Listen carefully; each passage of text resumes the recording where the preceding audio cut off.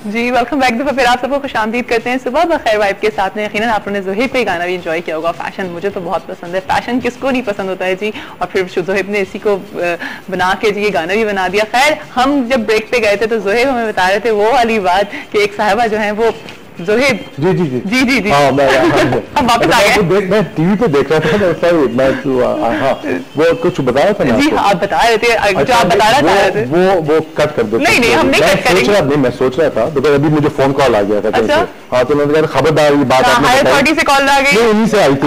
हाँ वो स्टॉप करेंगे ना आज तक मुझे, तो उन्होंने उनका फोन आया तो उन्होंने कहा अगर आप मेरे बारे में बात करेंगे हाँ तो इधर ही कहीं होंगी चेक तो कर लेंगे, इधर ही कहीं कहीं। अच्छा हाँ तो नहीं actually she very nice girl. हाँ तो उन्होंने कब की बात है? ये काफी सालों की बात है, ये वो जरा चेहरा वाले डेज की बात है। और तो मैं एक्चुअली जहां मैं जाता था वो कोने में खड़ी होती थी वहाँ, और क्या कहते हैं स्टार प्लस के ड्रामे हो गए। हाँ बिल्कुल बिल्कुल कोने में खड़ी होती थी और देखती रहती थी, और मुझे और उनकी आंखें जो है ब्लिंक भी नहीं करती थी, वो बिल्कुल सीधी नजर में देखती थी। और आप एम्बैरेस नहीं होते? हाँ तो एक दफा किसी ने, मेरे दोस्त थे मेरे साथ, उसने कहा देखो आ रही है, इस तरफ आ रही है, बच जाओ। हाँ तो मैं कहा जी अस्सलाम वालेकुम, कैसी हैं आप? ठीक है। तो मैंने कहा माशाल्लाह आप सब जगह होती हैं, जहाँ भी मैं जाता हूँ आप होती हैं। हाँ तो इट्स नाइस टू सी, अगर आप नहीं होती तो मैं ढूंढता हूँ आपको क्या कहा है। तो उनको पसंद नहीं आया, ये बात पसंद ही नहीं आई उनको। एक दिन क्या हुआ कि मेरी कोई रिकॉर्डिंग चल रही थी स्टूडियो के अंदर, और मैं स्टूडियो के अंदर अकेला मेकअप रूम में बैठा था। उन्होंने मेकअप कर लिया तो मैं बैठा था वहाँ। उन्होंने कहा कि ज़ोहिब साहब 2 मिनट वेट करें, आपका क्यों आने वाला है तो हम आपको बताएंगे। ठीक है। तो मैं चुपचाप बैठा हुआ था वहाँ, अखबार पढ़ रहा था। तो ये आई अंदर। अच्छा। और टोकरी लेके आई, एक साथ अपने टोकरी लेके आई। और मैंने सोचा ही नहीं कि ये टीवी स्टेशन के अंदर आई कैसे। और तो उन्होंने मुझे कहा कि जी आप तैयार हैं? तो मैंने कहा जी मैं तैयार हूँ, चलिए अब। तो कहती है कि नहीं मुझे तो आपसे बात करनी है। अच्छा। मैंने कहा कि जी बोले। अच्छा मुझे फिर भी क्लिक नहीं हुआ कि ये कौन थी, मुझे समझ ही नहीं आया कि ये वही है। तो फिर जब मैंने देखा तो मैं कुर्सी पे वहीं बैठ गया, और मैंने कहा कि आप ज़ोहिब साहब हो, देखो तुम स्टार हो, तुम आदमी हो, ये माशाल्लाह ये औरत लेडी है। अंदर से ज़ोहिब जो है ना मैं डगमगा रही हूँ। मैंने कहा कि पता नहीं क्या। तो मैंने कहा कि जी अस्सलाम वालेकुम, आप यहाँ भी आ गई? हाँ तो उन्होंने कहा कि जी मैं आ गई हूँ इधर, और क्या कहते हैं मुझे ये पसंद नहीं है आपका, ये हर वक्त आप ये चेहरा वाला गाना गाते हैं और ये करते हैं, मुझे ये बिल्कुल पसंद नहीं है, हमारे बच्चों को नहीं पसंद है। अच्छा। जब उन्होंने बच्चे बोला मैंने कहा ये मैं वो सायरन बजता है ना, मैंने कहा ये घंटियां घूम रही थी उस वक्त। तो मैंने कहा अच्छा बिल्कुल सही कह रही हैं आप। तो अच्छा था, टाइम हो गया शायद स्टूडियो का। तो कहती है नहीं आप कहीं नहीं जाएंगे। और उसने बैग में से, अब मैं ये पहली दफा ये लाइव टीवी पे किसी को बता रहा हूँ, एक्सक्लूसिव है जी ये। हाँ ये एक्सक्लूसिव है। और मैंने देखा तो उन्होंने टोकरी के अंदर से एक छुरा निकाला।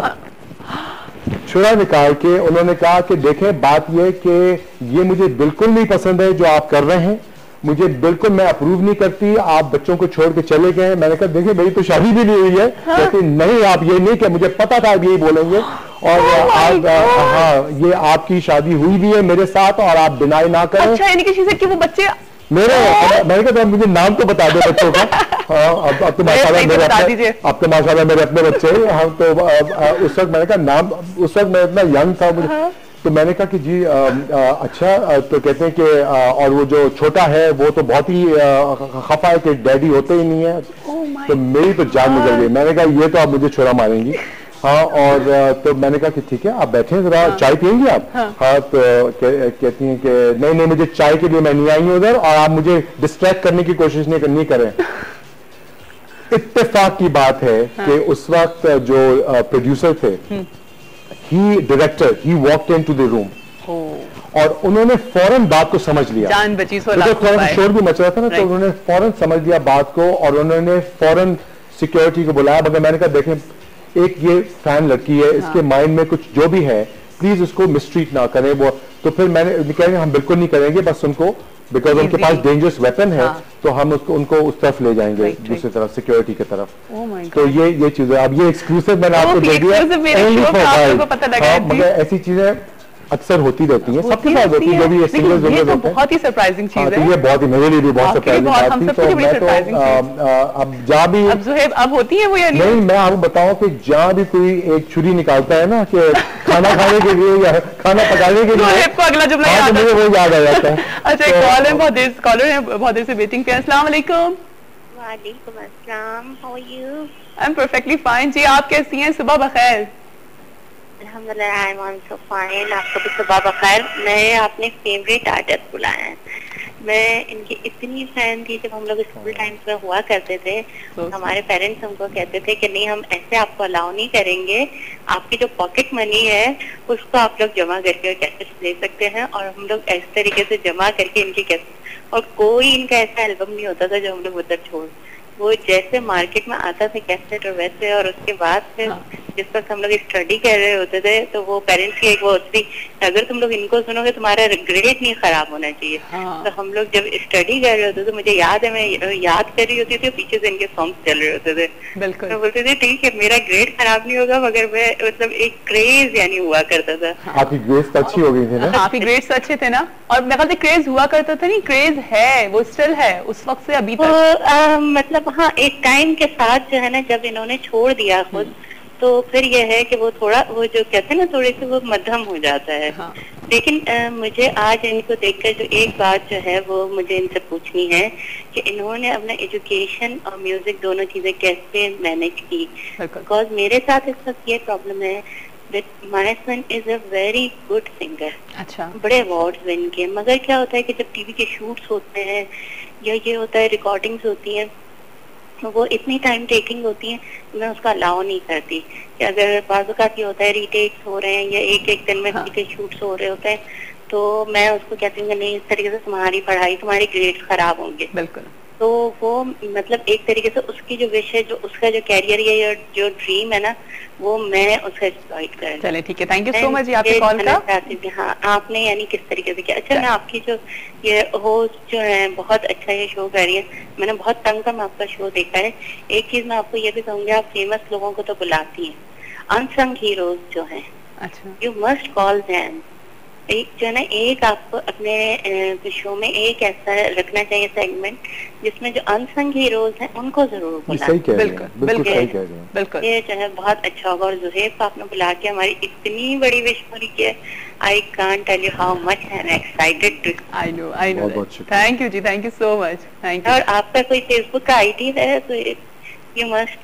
ठीक है, मैं पता कर लेती हूँ। Thank you ji. Facebook ID है जी आपका? फेसबुक आईडी, मैं फेसबुक कभी जाता ही नहीं उसके ऊपर। हाँ, बड़ी मुश्किल चीज है, अजीब सी चीज है, कोई प्राइवेसी नहीं है आपकी। आपके दोस्त जो हैं दूसरों को जानते हैं, वो दूसरों को जानते हैं और connect. I don't like that. पहले तो मैं नहीं चाहता कि मेरे लोग जाने के दोस्त हैं कौन। हाँ, और हम क्यों बताएंगे हम कहाँ जा रहे हैं। एग्जैक्टली, मैं क्यों बताऊं।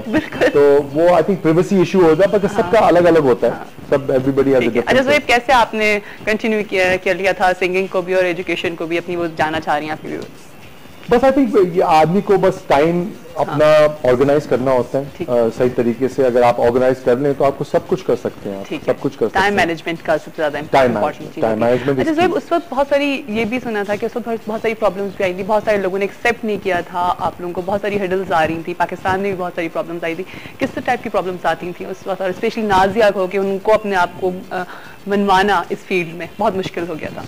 देखिए, बात ये कि जो यूथ है ना मुल्क का, उसको आप सबड्यू नहीं कर सकते। आप उसको कहते हैं ना, दबा नहीं सकते।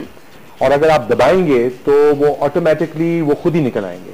बिकॉज फ्यूचर जो है वो उनका है, जस्ट लाइक अ स्प्रिंग। नहीं, फ्यूचर उनका है और उनके अंदर जज्बा है। उनके अंदर क्या कहते हैं ना, एक स्ट्रेंथ है और एनर्जी है। तो वो उस वक्त जो है यूथ जो है पाकिस्तान का, जब हम लोगों ने शुरू किया था उस वक्त बड़ा सबड्यूड था। हाँ। और वो जो कल्चरल रिस्ट्रेंट्स थे, लोगों के ऊपर प्रेशर्स थे, सोशल प्रेशर्स थे कि जी आप जो है आप डांस नहीं करेंगे, आप गाएंगे नहीं, आप कुछ भी नहीं करेंगे। अच्छा। आप बस आप डॉक्टर बनेंगे या that's fine. I think it's very good कि आदमी को अपनी जो है ना लिमिट्स, नहीं, आपको अपनी एक अगर आप लाइफ में अपनी को बैलेंस कर लें ना, हर चीज को आप अपना, तो आपकी बड़ी अच्छी पर्सनैलिटी, राउंडेड पर्सनैलिटी हो जाती है।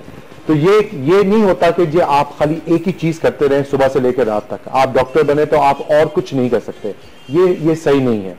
You can do everything, you can like enjoy music, you can stay with your family, you can be a doctor, you can play sports, you can do social work, you can do various things.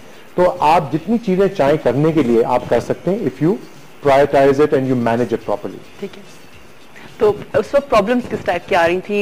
मैं वो जानना चाह रही हूँ कि कोई problem नहीं थी, एक्सेप्ट कर लिया? कोई प्रॉब्लम नहीं थी, हमें बैन कर दिया था।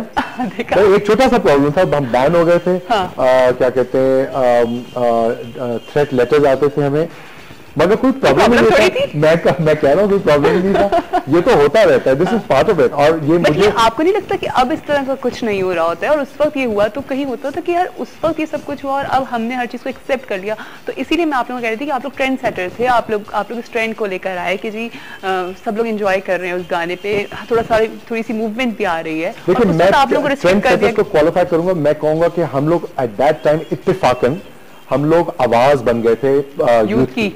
और यूथ के पास कुछ था नहीं, उनके पास अपनी आइडेंटिटी, अपना कल्चर जो हम वो चाहते थे करने के लिए, कोई करने के लिए उनको अपॉर्चुनिटी नहीं दे रहा था।